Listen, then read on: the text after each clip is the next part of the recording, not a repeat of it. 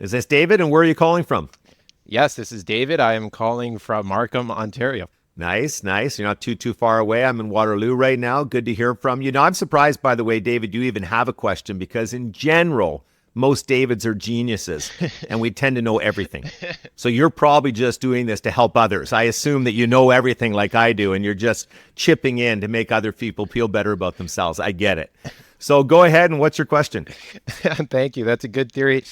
My question was, so I've learned from your content on investing that trying to beat the market is very tough to do. And I like the analogy. Stop searching for the needle in the haystack and just buy the haystack. However, I'm not entirely sure how to do that. For example, does that mean investing in an S&P 500 index fund, a total US market fund, an international fund, maybe some combination of all that?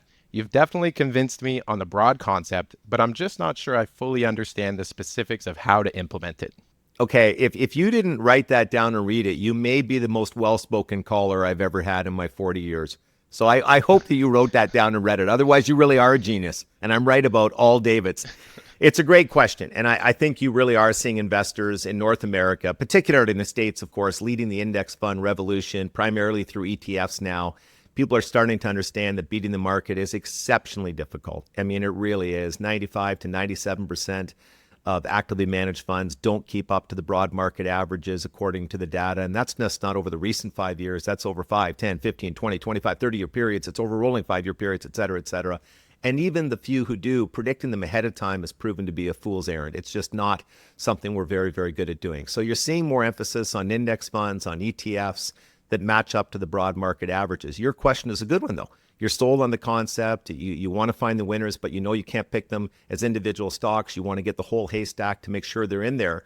But are you buying a Canadian index like the S&P 60? You're buying the Standard & Poor's 500? Are you buying a broader U.S. index that includes a lot of the small cap stocks? Are you buying international? There's no definitive answer. I mean, we're trying to project future returns here.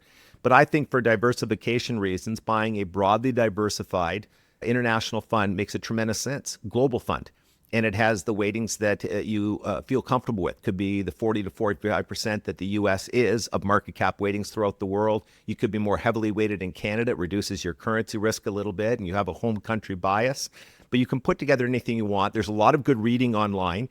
You know, the old Canadian couch potato, he's now doing some other things, but all of his past articles are still online. Phenomenal. I mean, he was the original great writer on index funds in Canada. I like the book, The Millionaire Teacher, and it walks you through a lot of the thinking here as well. It's very, very good. So I would do some reading, pick what you're comfortable with. Okay, great. Thank you very much for the answer. I appreciate the insight.